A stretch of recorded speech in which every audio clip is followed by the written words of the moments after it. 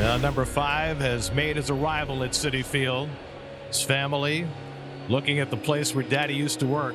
And David Wright's number 5 about to be enshrined in the Mets pantheon. This is the ultimate for David. He is so deserving. I am so happy for him. You're here with your family members and all your teammates that are very special to you. It's a great moment.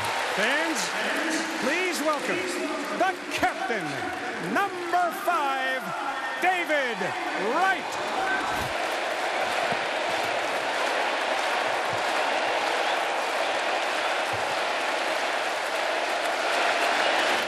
No New York Met will ever wear the number 5, ever again.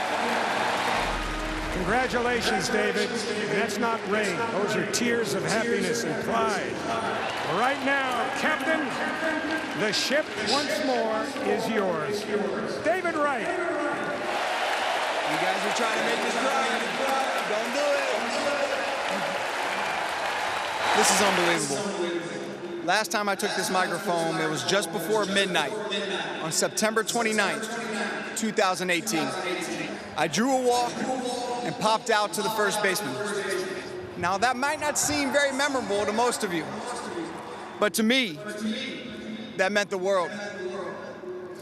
That night, I fully realized the extent of the relationship I had developed with the city of New York, and in particular, this Mets fan base. An 18-year-old kid from Virginia, having the privilege of being a lifelong Met and developing an unbreakable bond with the best fan base in baseball. It was instilled in me at a young age that if you give this wonderful game, it'll give back.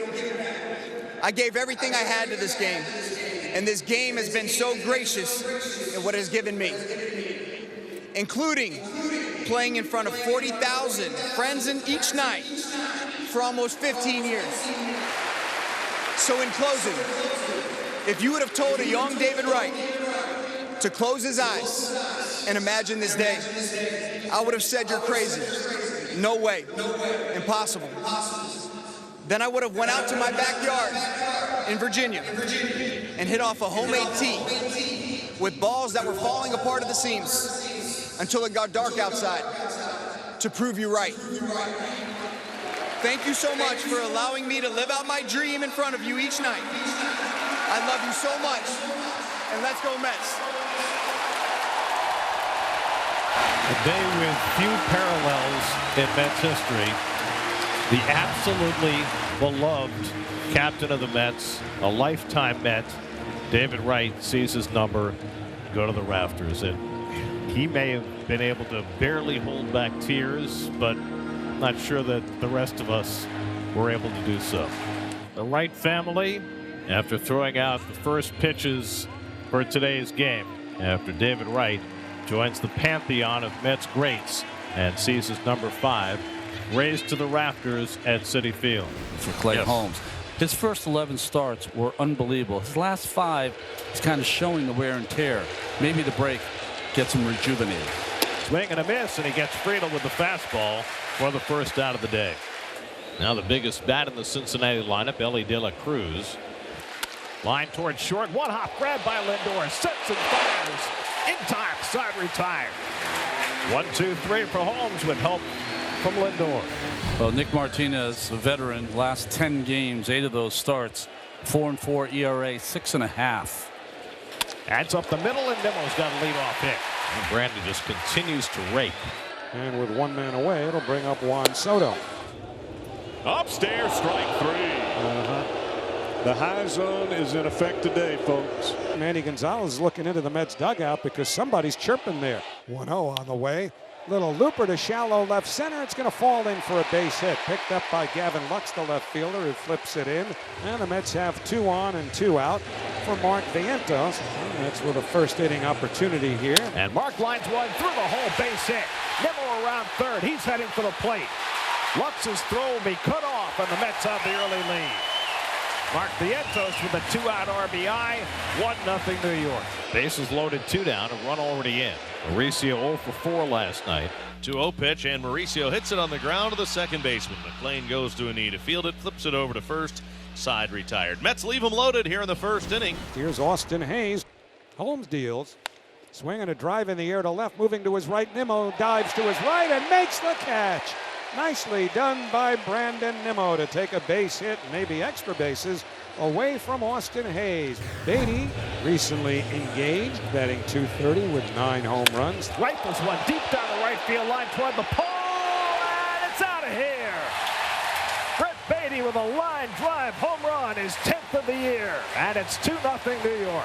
Double digits in homers for Brett Beatty. Career high 10 now. Yeah, for the second straight game against the Reds, the Mets have a 2-0 lead in the second inning. First and second now, nobody out. So the bottom of the order has set the table for the guys up top. Bunt try is a miss, strike 1. And now the throw gets away. Fraley over to third. The wave is on. Fraley coming home. Marte to third. Throw to third. Fraley scores. And the tying run is 90 feet away with nobody out.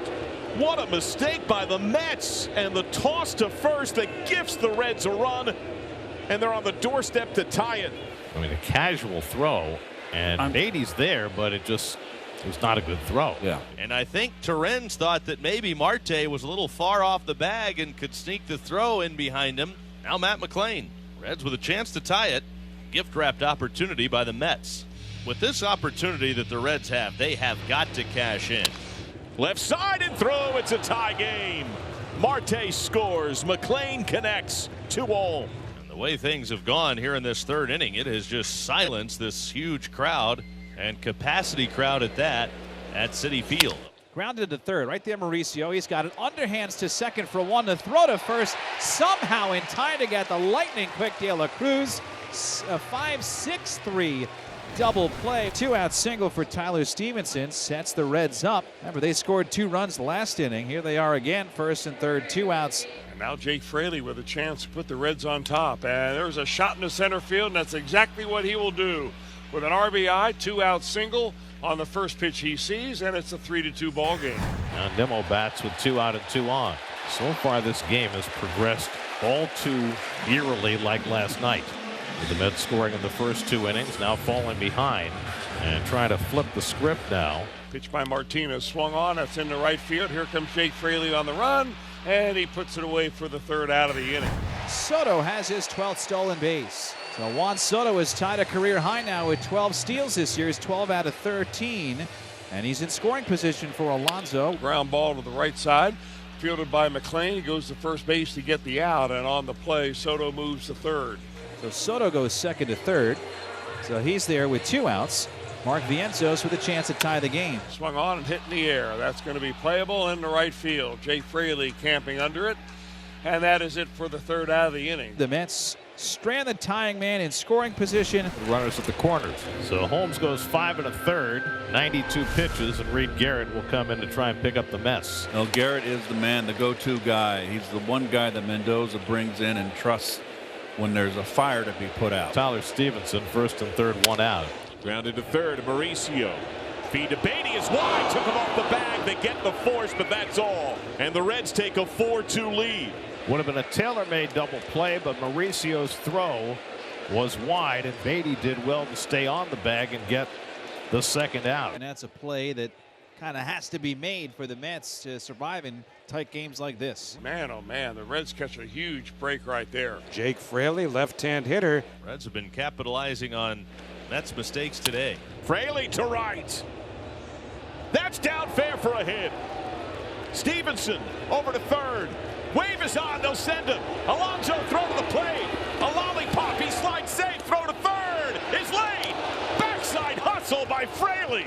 He doubles. It's 5-2. Well, a game that is playing out suspiciously like last night's game. Mets unable to stop the bleeding in the middle innings. A 12-pitch walk to Luis Terrens to load the bases. The Mets have hit 4 grand slams this year. Brandon Nimmo has 3 of them. The Mets need something positive right here. They've certainly got plenty of energy to draw on. Barlow delivers. Swing and a miss. Struck him out. That is a big pitch right there. Well, Lindor could have a great 1 for 4 if he gets a big bomb here. Swinging a broken bat, soft roller to the right side. Steer has it, waves off the pitcher, takes it himself, and Lindor is 0 for 4. And he grounds out to first with the bases loaded to end the 6th. Well, this is a welcome sight. Brooks Raley last pitched in the game April 19th of last year. And he strikes out Friedel with a sweeper. So Raley puts a strikeout on the board. First batter he faces in 15 months. And McLean retired, 2 out. The lefty's 0-2. Got him looking sweeper. That's a pretty looking inning for Brooks Raley in his return from elbow surgery. A 1-2-3 inning, bookended by a couple of strikeouts. Tony Santillan to face 3, 4, and 5, starting with Juan Soto. Another big cut. The fastball finishes Soto. Now Pete Alonso. Swing and a miss, struck him out. Back-to-back strikeouts for Santillan. 2 balls, 2 strikes on Vientos. Here comes Santillan's 2-2 pitch. Swing and a miss. He struck him out with a slider. Tony Santillan comes out of the Reds bullpen and strikes out the side. So 2 men away. Mets trailing 5-2. Lux the runner at first. And Tyler Stevenson will be the batter. Swinging a fly ball towards right center. Hustling over McNeil. He dives and he makes the catch. Jeff McNeil with a terrific diving catch in right center field, getting that ball just before it hit the grass in full extension, puts it away, and that takes care of the Reds in the 8th. That's down by 3, and they'll have to try to come from behind against the Reds closer Emilio Pagan. And the Mets are open for business here in the bottom of the 9th inning. First and second, nobody out. Francisco Lindor, the tying man at the plate. That's been a very rough stretch for Lindor, 0 for his last 16, but a chance to change the script right now. Payoff. Ground ball, Steer, great grab, fire to De La Cruz on the first, not in time. Pagan there to cover. They force the middleman. Men at the corners, 1 out. And here is Soto representing the tying run with runners at the corners, 1 out. Soto has not hit a home run with 2 men on base all year. I think right now the Mets would take anybody right now to come through big and win this ball game. And time, pitch clock violation. Yeah. That's ball 4. No? He called time. Catcher he called time. just before the pitch clock ran out. And Carlos Mendoza does not like this at all. He feels as though it should be a pitch clock violation and Soto should be on first base. And so the tension continues. You want Soto up here. Be a pretty spiffy time for him to hit his first 3-run home Yes, run. it would. Soto drills one down the line toward the pole. Foul. Just foul. That close to a game-tying 3-run home. That ball was smoked. David thought he got it. I've only seen it a couple of times in my career. A guy hits a home run foul and answers on the next pitch. Payoff again. Down, appeal. He wins. Strike 3. Soto down an appeal, and the Reds are 1 out away. Soto has his hands on his hips. Many fans have their hands on their heads. I wouldn't have called it. That was a Wilmer Flores call. So it's left to Alonso. 1 for 4 today. Let's try to pull one out on David Wright's big day. They have some magic. In the air to right, Fraley fading back deeper in the corner. He's got it. And the Reds have the series. They survive the 9th. A 5-2 finish. And they'll have a chance to seek a sweep in New York tomorrow.